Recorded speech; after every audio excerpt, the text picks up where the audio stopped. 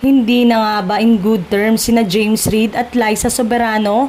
Tuluyan na nga bang nasira ang pagkakaibigan nilang dalawa? Matatandang lumipat ng careless management si Liza na pag-aari ni James at ng sinasabing kasosyo nito na si Jeffrey O nang umalis siya sa poder ng dating manager na si OG Diaz. Ito ang report ni OG sa Showbiz Update vlog nila ni Mama Loy kasama si Tita Jegs na mapapanood sa YouTube. Ang balita nga ay parang hindi na magkaibigan itong si James Reid at Liza dahil sa pag-unfollow ni Liza sa Careless.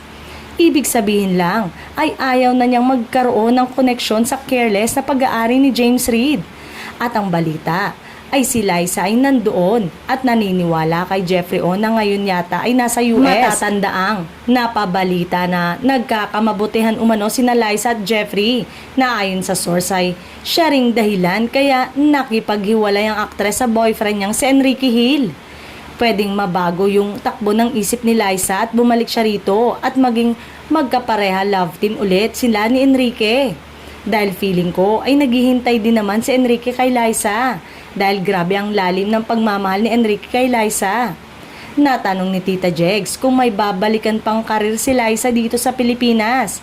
Feeling ko naman may babalikan pa si Liza kung talagang buo ang loob niya. Kung mag-iba ang ihip ng hangin at mabalik siya sa dati. Kaya naman niyang makabalik na yung dating Liza para maramdaman ulit ng fans. Saad ni OG. Hayon, mama, kung sakali ba na magpamanage ulit sa'yo ay papayag ka? No comment at natawa na lang ito. Dagdag pa, kung masaya si Liza ngayon at excited siya, dapat happy na rin tayo for her. Pero kung ang pag-uusapan ay yung mga nagawa niya, nanghihinayang lang ako dahil sana na-continue niya yon.